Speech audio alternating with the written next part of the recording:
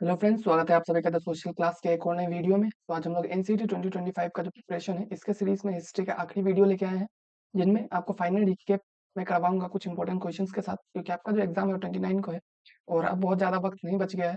तो इसलिए आज का जो वीडियो होगा एनसीईटी के सीरीज में लास्ट वीडियो होगा। इसमें मैं आपको कुछ इंपॉर्टेंट क्वेश्चन दूंगा, 28 क्वेश्चन है टोटल। तो आप चाहे तो पेन पेपर लेकर साइड में कर सकते हैं, ताकि आपको खुद के स्कोर्स का एस्टिमेशन हो। और क्योंकि 28 क्वेश्चन ही आते हैं और आपका 25 करना होता है, तो आपको पता चल जाए कि आप कितना अभी कैपेबल है, कितना आप कर पाएंगे। आप इससे डिमोटिवेट मत होइए, खुद को मोटिवेटेड रखिए। आपका एग्जाम जो होगा डेफिनेटली बहुत अच्छा होगा।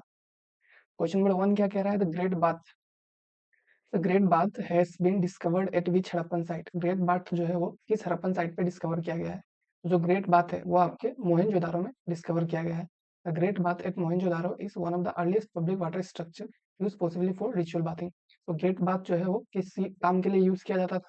तो ये आपका रिचुअल बाथिंग के लिए यूज किया जाता था। ठीक है। इसके बाद who compose the Rigveda? Rigveda को किसने कंपोज किया था? देखिए, ऋग्वेदा जो है उसको किसने कंपोज किया था? तो उसको आपके आर्यंस ने कंपोज किया था। आर्यंस जो है उन्होंने ऋग्वेदा को कंपोज किया था। कब कंपोज किया था? 1500 टू 1000 बीसी के बीच में ऋग्वेदा को आर्यंस ने कंपोज किया था। उसके बाद जो क्वेश्चन नंबर 3 है वो क्या कह रहा है? तो famous Sanchi stupa is located in which present day state. जो सांची स्तूपा है वो अभी के प्रेजेंट के किस स्टेट में लोकेटेड है, ये आपसे पूछा गया है। तो प्रेजेंट की वो अभी किस स्टेट में लोकेटेड है? तो वो आप मध्य प्रदेश में लोकेटेड है। Sanchi stupa near Bhopal was commission by emperor Ashoka. Ashoka ने कमीशन किया था सांची स्तूपा को, जो कि अभी भोपाल के पास में ही लोकेटेड है, जो कि एमपी में है। क्वेश्चन नंबर 4 क्या कह रहा है? The system of subsidiary alliance was introduced by. Subsidiary alliance को किसने इंट्रोड्यूस किया था? सब्सिडरी अलायंस को किसने इंट्रोड्यूस किया था? आपका सब्सिडरी अलायंस जो है वो लॉर्ड वेलेस्ली ने इंट्रोड्यूस किया था। Lord Wellesley used this system to control India princely state without direct conquest. तो इस सिस्टम का यूज करके जो लॉर्ड वेलेस्ली है वो इंडिया के प्रिंसली स्टेट्स को कंट्रोल करते थे, बिना उनके कॉन्क्वेस्ट किए, बिना मतलब बिना लड़ाई के ही वो इससे कंट्रोल करने लगते थे। क्योंकि इसमें ऐसा होता था कि जो स्टेट के साथ भी ये सब्सिडरी अलायंस किया जाता था, उस पे ब्रिटिश का एक इंसान रहता था जो कि हर चीज़ के बारे में बताता था। और अगर उस स्टेट को कुछ भी करना है तो उसका परमिशन लेना पड़ेगा, और साथ में उस स्टेट का जो मिलिट्री है उसको भी डिस्बैंड कर दिया जाता है, और ब्रिटिश का मिलिट्री को एस्टेब्लिश कर दिया जाता है। क्वेश्चन नंबर 5 क्या है?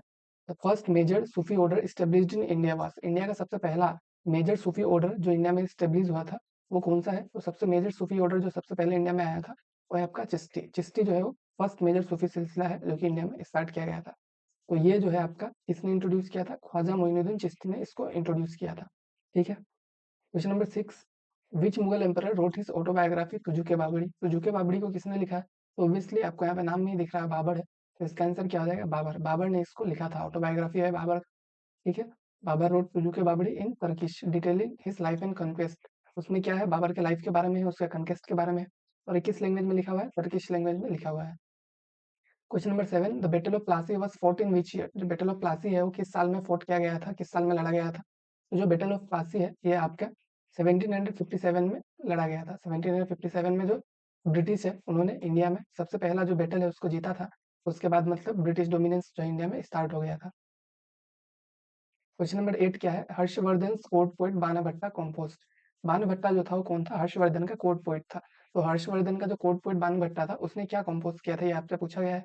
तो इसने जो हर्षवर्धन है उसका बायोग्राफी कंपोज किया था, जिसका नाम है हर्षचरिता। बाणभट्टा ने क्या किया था?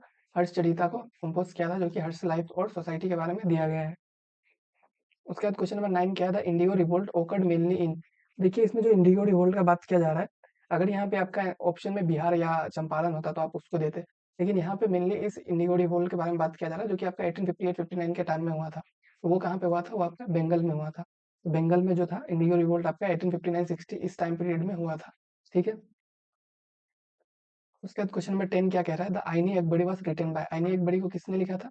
तो आईनी अकबरी को आपके अबुल फजल ने लिखा था। Question number 11, the Jallianwala Bagh massacre took place in. जो जलियनवाला बाग मैसेकर है वो कहाँ पे हुआ था?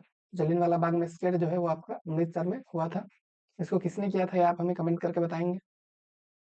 क्वेश्चन नंबर 12 क्या कह रहा है? The term mleccha in ancient refer to. Ancient India में जो मलिच टर्म है वो किसके लिए यूज किया गया था? तो मलिच जो टर्म है वो एंशियंट इंडिया में आपके फॉरेनर्स के लिए यूज किया गया था। मतलब वो लोग जिनको संस्कृत नहीं आता था उसको मलिच के डिजिग्नेशन जो है वो दिया गया था। मतलब फॉरेनर्स को मलिच कहा गया था एंशियंट इंडिया में।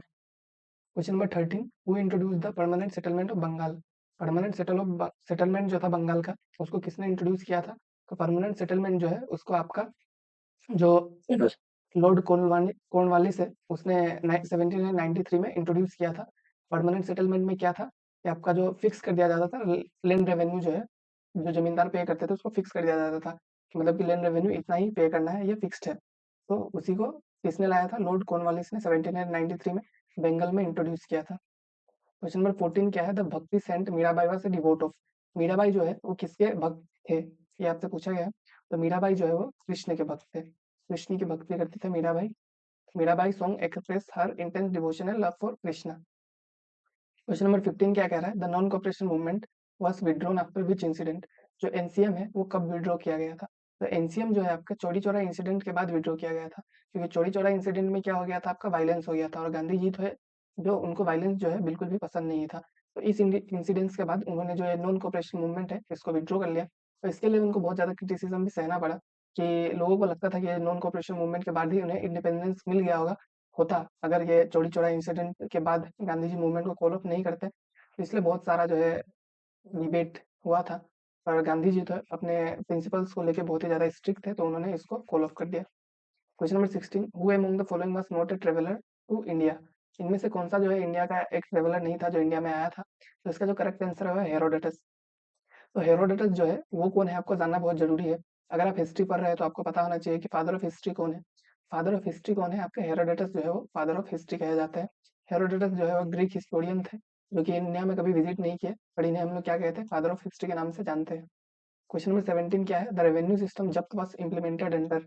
जो जब्त रेवेन्यू सिस्टम है वो किसके अंडर इम्प्लीमेंट किया गया था? तो ये आपके अकबर के अंडर इम्प्लीमेंट किया गया था, क्योंकि ये और जब्त जो है वो क्या था?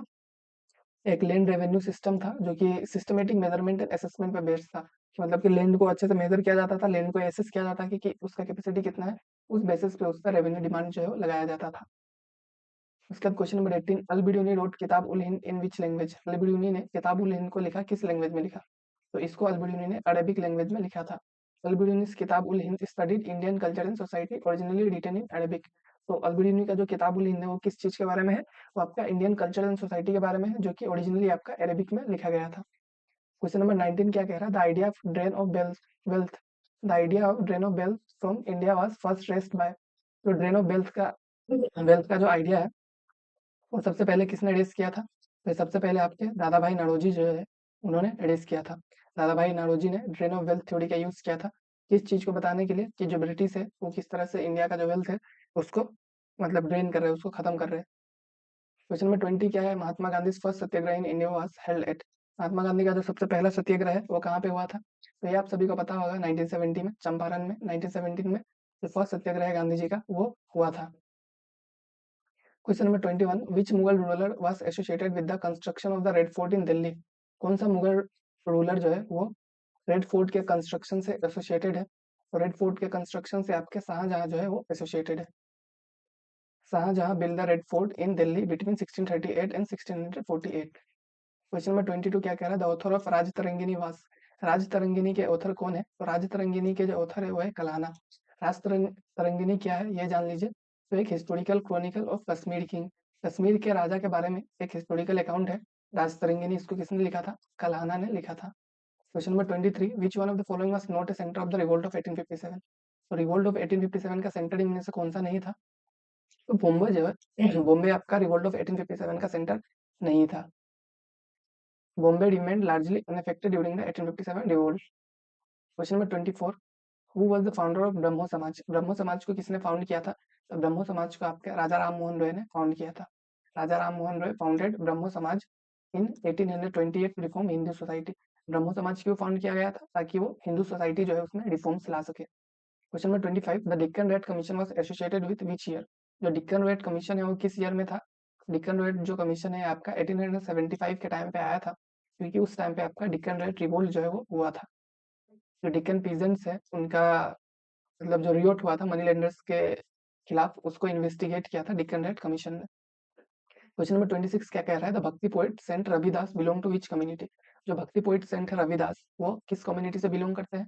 तो रविदास जो थे एक दलित थे, रविदास जो है एक दलित कम्युनिटी से बिलोंग करते थे।